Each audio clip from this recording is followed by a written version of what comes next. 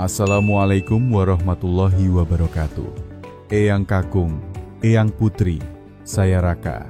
Dan hari ini saya datang dengan satu kegelisahan yang mungkin juga Eyang rasakan. Ayah dan ibu saya sudah memasuki usia kepala 6. Tapi semakin hari saya makin khawatir. Kenapa? Lutut mereka makin sering nyeri, buang air kecil makin sedikit, dan mereka makin takut makan buah. Takut asam urat, takut gula naik, takut ginjal rusak. Tapi, apakah benar buah bisa jadi musuh di usia lanjut? Atau kita hanya belum paham cara menikmatinya dengan aman? Dan hari ini, saya tidak sendirian. Telah hadir bersama kita, narasumber luar biasa. 30 tahun pengalaman, penulis buku, sehat di usia emas, dan juga penyusun program Alzheimer Nasional Indonesia. Sambutlah Dr. Siti Setiati. Terima kasih Mas Raka. Assalamualaikum eyang-eyang di rumah. Saya di sini karena saya tidak rela melihat pasien lansia kehilangan kualitas hidup hanya karena salah makan buah. Wah, langsung saya merinding, Dok. Saya tahu dokter bukan hanya bicara, tapi juga berjuang. Eyang-eyang, hari ini kita akan bongkar semua mitos yang selama ini membuat kita takut makan buah. Kita akan bahas buah-buah penyelamat sendi dan ginjal. Dan satu buah yang sering disangka baik, tapi ternyata bisa membahayakan jika salah porsi. Tapi sebelum kita mulai, kamu lagi nonton dari mana nih? Malang, Makassar, Manado, atau mungkin dari desa kecil di Sumatera Barat? Tulis komentar dengan usia kamu ya. Aku benar-benar pengen kenal kamu lebih dekat. Semua komentar bakal aku baca dan aku usahakan balas satu persatu. Buah bisa jadi obat atau racun. Kuncinya ada di tanganmu. Eyang Kakung, Eyang Putri, pernahkah Eyang merasa begini? Makan buah niatnya supaya sehat. Malah lutut tambah ngilu, pinggang makin sakit, bahkan buang air kecil jadi jarang. Lalu dokter bilang, fungsi ginjal Eyang mulai menurun. Hati ini rasanya runtuh. Itu kenyataan yang sering saya temui Mas Raka. Banyak pasien saya datang dengan niat baik. Mereka makan buah tiap hari karena ingin sehat. Tapi karena tidak tahu cara yang tepat, akhirnya justru memperparah kondisi. Jadi buah bisa jadi musuh ya, Dok? Bukan musuh, Mas, tapi ibarat pedang bermata dua. Kalau Eyang tidak tahu cara memegangnya, bisa melukai diri sendiri. Terutama untuk masalah sendi dan ginjal. Salah buah, salah porsi, bisa jadi bencana. Waduh, boleh dijelaskan lebih dramatis sedikit, Dok? Supaya eyang-eyang di rumah benar-benar sadar. Baik, bayangkan Eyang terbangun pagi-pagi, ingin ke kamar mandi tapi lututnya sakit, tidak bisa berdiri. Setiap langkah seperti ditusuk jarum. Tangan harus pegangan kursi, tembok, atau bahkan dipapah cucu. Mau wudhu susah, mau ke masjid pun terhalang. Saya merinding, Dok. Belum selesai. Karena ingin tetap sehat, Eyang makan buah favorit setiap hari. Pisang raja, mangga, durian, manis, lembut, menggoda. Tapi, kandungan kalium dan gulanya tinggi. Ginjal Eyang sudah lelah, tak bisa lagi menyaring kelebihan zat itu. Akibatnya, bengkak, sesak napas, tekanan darah melonjak, dan berujung di rumah sakit. Ya Allah, jangan sampai itu terjadi ke orang tua kita. Dan kabar baiknya, itu bisa dicegah. Saya tidak akan melarang Eyang makan buah. Tapi saya akan ajarkan caranya agar buah benar-benar jadi sahabat ginjal dan sendi. Ini yang saya tunggu, Dok. Kita gunakan prinsip sederhana, 3P, pilih, porsi, padukan. 3 langkah ini bisa menyelamatkan Eyang dari nyeri berkepanjangan. Wah, praktis banget. Tapi sebelum kita lanjut, Eyang nonton dari mana nih? Banyuwangi, Banjarmasin, atau mungkin desa kecil di Sulawesi Tengah? Tulis di komentar ya. Dan jangan lupa, keluhan apa yang paling sering Eyang rasakan? Sendi ngilu, ginjal lemah? Ayo saling dukung dan doakan. Baik Mas Raka, sebelum kita bongkar 7 buah sahabat ginjal dan sendi, saya ingin beri 2 tips cepat. Ini bisa langsung Eyang coba hari ini juga. Wah, ini dia yang ditunggu-tunggu. Quick win dari Dr. Siti. Yang pertama, jika suka apel, pilih yang kulitnya merah gelap. Kenapa? Karena warnanya yang gelap menunjukkan kandungan antosianin yang tinggi antioksidan alami yang membantu meredakan radang sendi. Jadi bukan hanya seratnya ya, tapi ada semacam obat alami juga di dalamnya? Tepat. Cuci bersih, lalu makan bersama kulitnya. Itu kuncinya. Dikatat. Terus tips kedua, Dok? 3 potong kecil pepaya matang setiap pagi.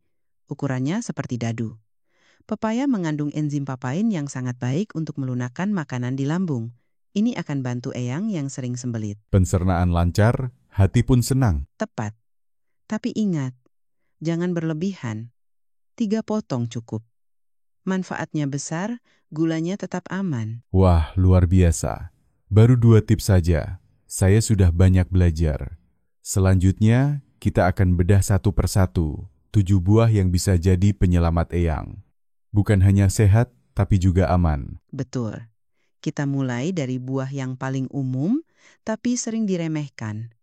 Apel. Nah, ini menarik. Tapi kita simpan dulu untuk bagian selanjutnya, eyang kakung dan eyang putri. Bagian pertama sudah selesai. Saya ingin tahu, dari 2 tips tadi, mana yang paling ingin eyang coba dulu. Tulis angka 1 untuk apel, 2 untuk pepaya di komentar ya, dan jangan kemana-mana. Karena di bagian berikutnya, kita akan masuk ke buah-buah penyelamat ginjal dan sendi. Satu persatu, siapkan catatan, siapkan hati, karena mungkin eyang akan kaget. Ternyata buah favorit selama ini bisa jadi sumber masalah. Tapi jangan takut.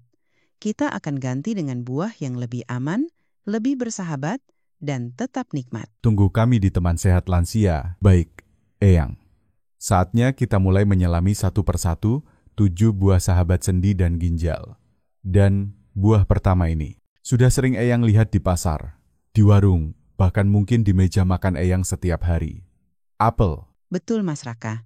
Apel ini sering diremehkan, tapi sebenarnya ini adalah paket lengkap untuk orang tua. Paket lengkap? Wah, apa saja isinya, Dok? Pertama, kulitnya mengandung antosianin, antioksidan kuat yang membantu meredakan peradangan sendi. Kedua, daging buahnya kaya quercetin, zat antiinflamasi alami. Dan yang ketiga, kadar kaliumnya rendah, hanya sekitar 150 hingga 190 mg per buah sedang. Jadi sangat aman untuk ginjal. Jadi apel ini bisa bantu 2 masalah sekaligus, ginjal dan sendi? Tepat sekali. Kalau eyang makan 1 apel merah gelap setiap pagi, itu sudah seperti minum suplemen alami. Tapi ingat, harus dimakan dengan kulitnya dan tentu saja dicuci bersih dulu. Nah, ini menarik. Banyak yang justru buang kulitnya karena katanya keras atau kotor. Sayang sekali. Justru disitulah letak kekuatannya. Kalau takut kotor, cuci dengan air garam atau rendam sebentar dengan cuka apel, lalu bilas bersih. Jangan dikupas. Lalu bagaimana dengan paduannya, Dok? Apakah apel ini cocok dipadukan dengan makanan lain? Sangat cocok. Potong kecil-kecil, campurkan dengan oatmeal pagi, atau jadikan camilan sore dengan segelintir almond panggang tanpa garam. Jangan ditambah gula ya, cukup manis alami dari apelnya. Dikatat eyang, apel merah, makan dengan kulitnya. Cukup 1 buah sedang sehari. Kita lanjut ke buah kedua. Buah kedua, pir. Masih keluarga apel, tapi punya kekuatan berbeda. Kekuatan berbeda? Apa itu, Dok? Pir unggul di serat larutnya yang tinggi. Serat ini sangat halus, membantu pencernaan tanpa menyebabkan kembung. Sangat ideal untuk lansia yang sering mengalami sembelit ringan. Wah, berarti ini lebih fokus ke sistem cerna ya, Dok? Betul. Tapi tetap aman untuk ginjal karena kalium pir juga rendah. Dan seperti apel, pir juga mengandung antioksidan untuk sendi. Kuncinya ada di kematangan buahnya. Maksudnya? Pilih pir yang matang tapi masih kencang kulitnya. Lalu kukus sebentar, sekitar 2 menit. Ini membuatnya lebih lembut dan manis alami keluar.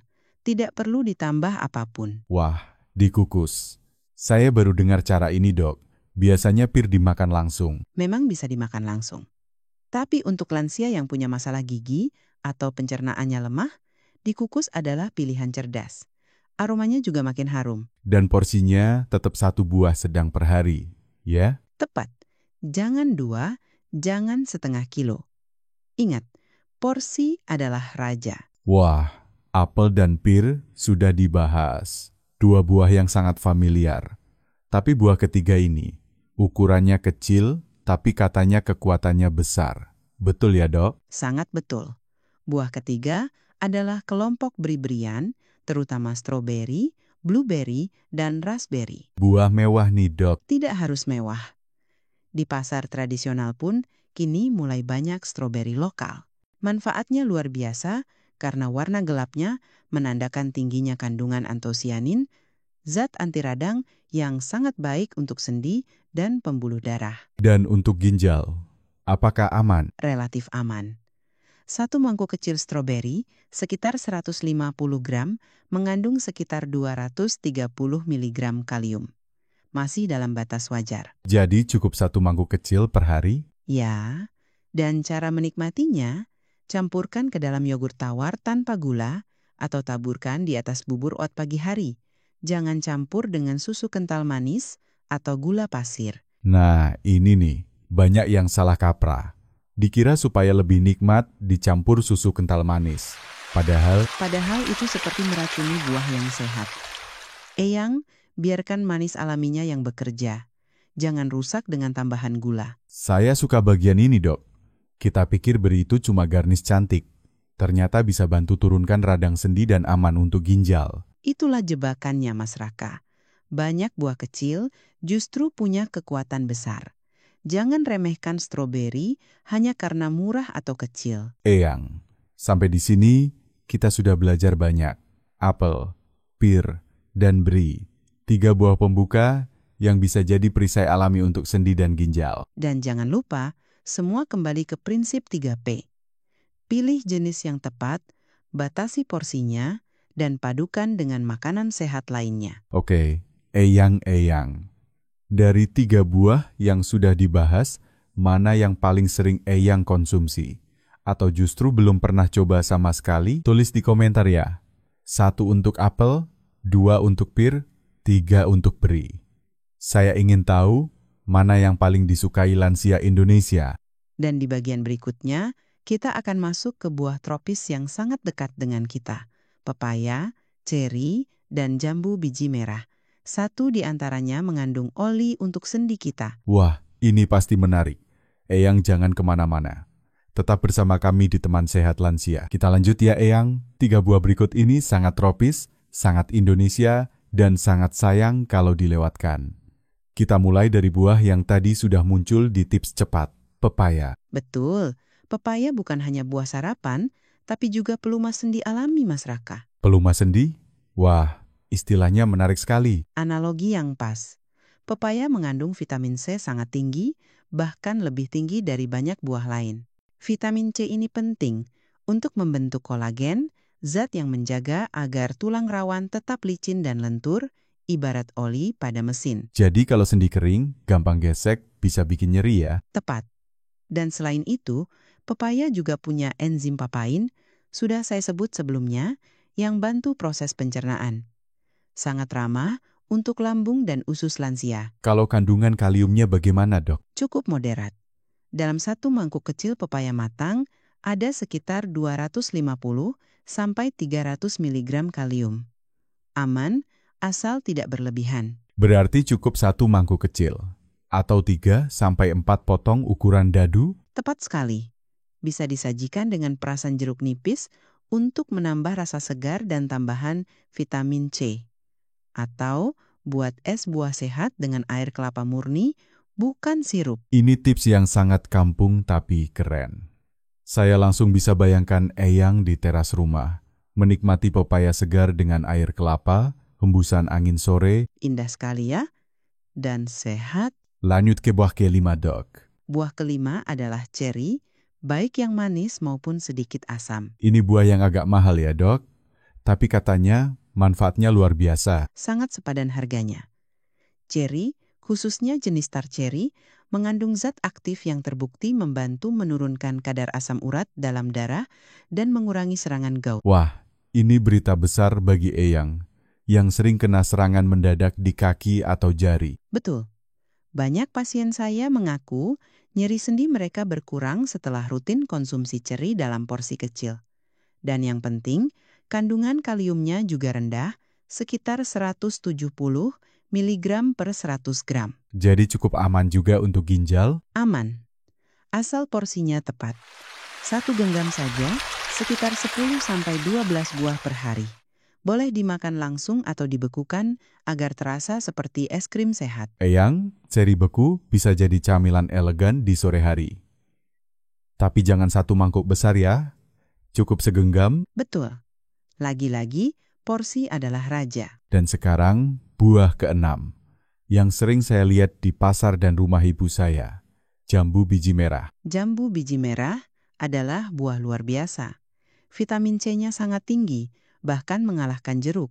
Ini baik untuk imunitas dan tentu saja sendi. Tapi banyak yang tanya soal bijinya dan kandungan kaliumnya, Dok. Pertanyaan bagus. Bijinya cukup keras, jadi jika Eyang punya masalah gigi atau pencernaan, cukup konsumsi daging buahnya saja. Bisa juga dibuat jus, tapi jangan disaring terlalu halus agar seratnya masih ada. Dan tentu saja tanpa gula tambahan, ya. Betul sekali. Lalu soal kalium. Nah, disinilah banyak yang terjebak. Jambu biji merah kandungannya tinggi, sekitar 400 mg per buah sedang. Wah, ini bisa jadi jebakan manis ya, Dok. Buahnya sehat, tapi kalau salah porsi. Bisa membebani ginjal. Jadi, untuk jambu biji merah, cukup setengah buah ukuran sedang per hari. Setengah buah saja, Eyang. Ini penting sekali.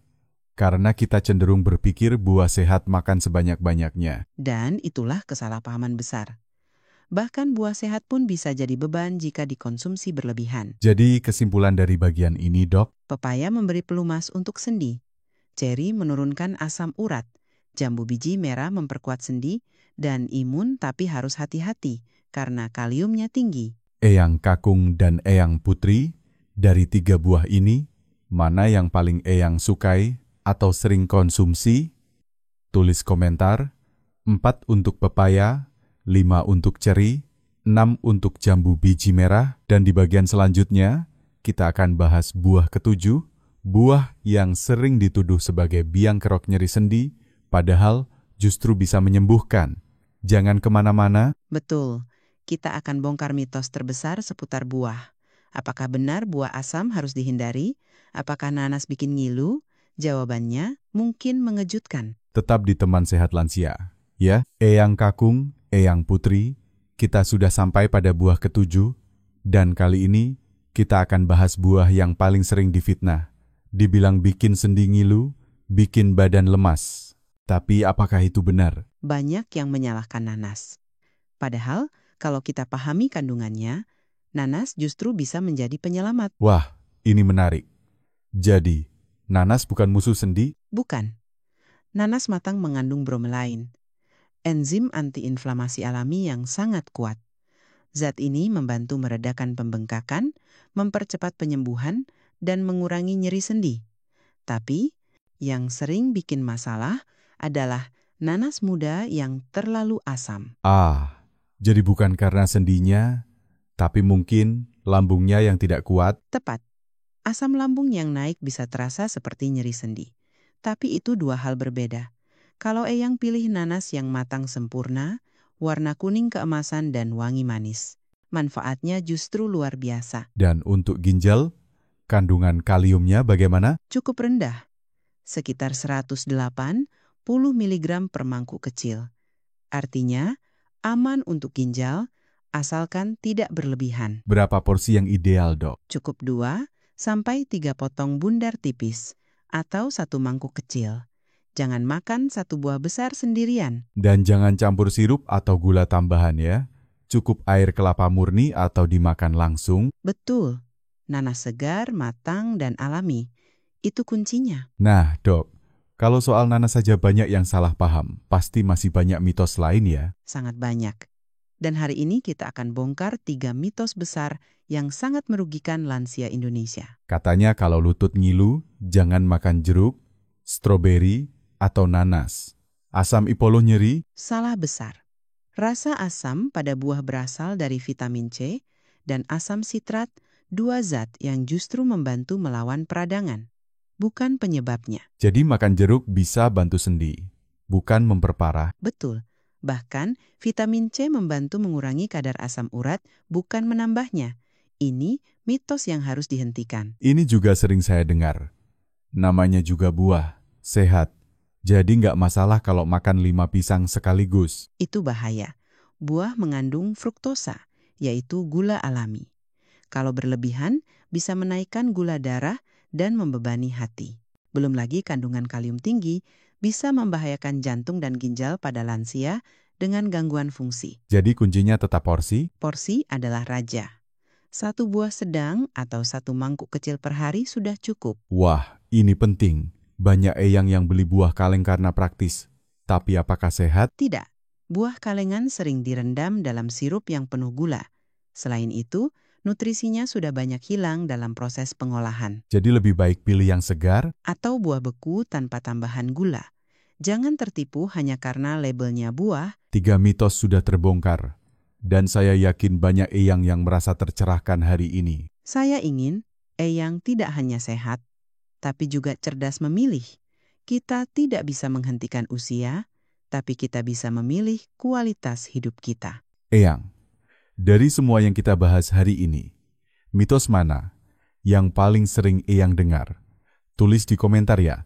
1 untuk buah asam, 2 untuk buah sehat, boleh bebas. 3 untuk buah kaleng sama segar. Dan jangan kemana-mana, karena di bagian berikutnya, kita akan masuk ke sesi tanya-jawab cepat.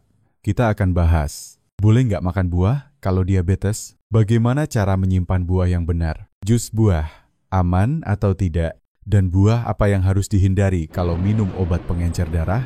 Pertanyaan-pertanyaan penting dan jawabannya bisa menyelamatkan nyawa.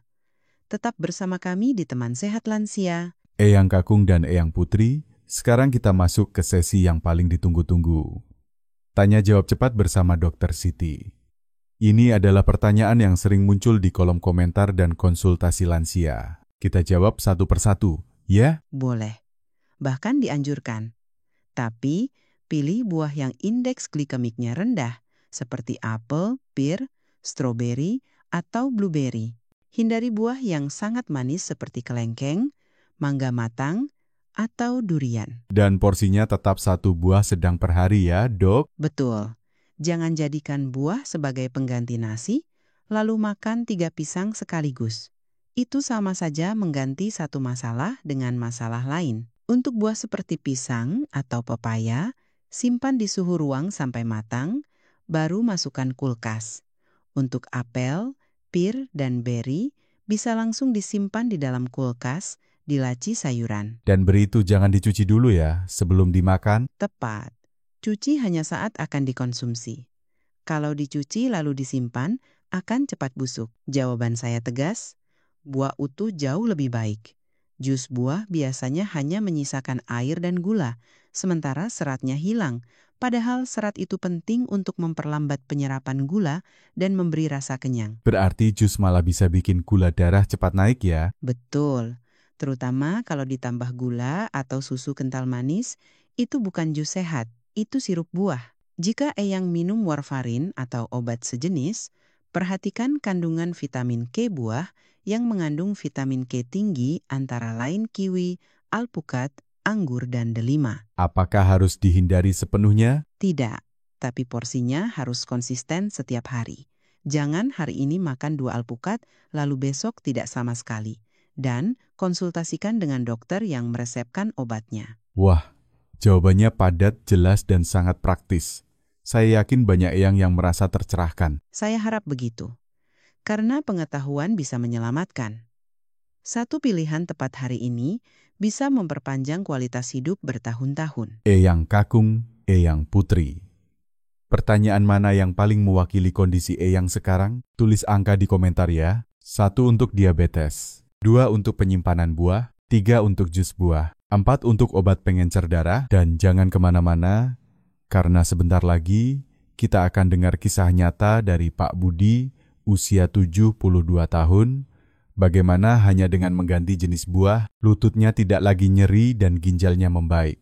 Bukti bahwa prinsip 3P bisa menyelamatkan hidup. Ini bukan teori, ini pengalaman nyata. Jangan lewatkan di Teman Sehat Lansia. Eyang Kakung, Eyang Putri, tadi kita sudah banyak belajar. Tapi sekarang, saya ingin Eyang dengar satu kisah nyata. Kisah tentang harapan, tentang perubahan, tentang seorang pria usia 72 tahun yang nyaris kehilangan kemandiriannya karena buah. Namanya Pak Budi. Beliau datang ke klinik saya dengan 2 keluhan utama, lututnya bengkak, nyeri luar biasa, dan fungsi ginjalnya menurun. Beliau bahkan bilang, "Dok, saya sudah tidak sanggup lagi ke masjid, untuk sujud saja rasanya mau pingsan." Masya Allah, sedih sekali dok. Tapi saat saya tanya, kebiasaan makannya. Ternyata Pak Budi ini penggemar berat pisang raja dan durian. Setiap hari makan buah, tapi yang kandungan kaliumnya sangat tinggi. Untuk orang dengan ginjal lemah, itu seperti menuangkan garam ke luka terbuka. Dan itu terjadi karena niat baik tapi informasi kurang, ya dok? Tepat. Maka kami tidak melarang beliau makan buah, tapi mengganti durian dan pisang diganti jadi apel merah dan stroberi. Porsi diatur. 1 apel pagi hari, 1 mangkuk kecil stroberi sore hari. Dipadukan dengan oat atau kacang tanpa garam. Dan hasilnya? Setelah 2 bulan, lututnya tidak lagi bengkak. Beliau sudah bisa salat berdiri penuh. Dan yang membuat saya terharu, hasil laboratorium menunjukkan fungsi ginjalnya membaik. Kreatinin menurun. Tidak perlu cuci darah. Subhanallah, semua hanya dengan mengubah jenis dan porsi buah? Ya, itulah kekuatan 3P, pilih, porsi, padukan. Eyang Kakung, Eyang Putri. Mari saya ringkas 4 pelajaran besar hari ini. Pertama, terapkan prinsip 3P, pilih buah yang tepat, atur porsinya, padukan dengan makanan sehat. Kedua, utamakan 7 buah sahabat lansia. Apel, pir, beri, pepaya, ceri, jambu biji merah setengah, dan nanas matang. Ketiga, porsi adalah kunci. 1 buah sedang atau 1 mangkuk kecil per hari sudah cukup. Jangan berlebihan. Keempat, hindari buah kalengan dan jus manis. Buah utuh segar jauh lebih bermanfaat. Eyang, menjadi tua itu pasti. Tapi menjadi tua dengan sehat dan bugar itu pilihan. Dan pilihan itu ada di tangan Eyang setiap hari. Jangan tunggu sakit baru berubah. Jangan tunggu terlambat baru menyesal. Eyang, kalau Eyang merasa video ini bermanfaat, tolong bantu sebarkan. Biar makin banyak lansia Indonesia bisa hidup lebih mandiri dan bahagia. Di layar sekarang ada 2 video yang mungkin Eyang suka. 1 tentang mengelola gula darah tanpa obat, 1 lagi tentang senam ringan untuk mengurangi nyeri sendi. Klik salah satunya dan lanjutkan perjalanan sehat Eyang bersama kami. Saya Raka. Dan saya Dr. Siti Setiati. Pamit undur diri. Tetap sehat, tetap semangat. Wassalamualaikum warahmatullahi wabarakatuh.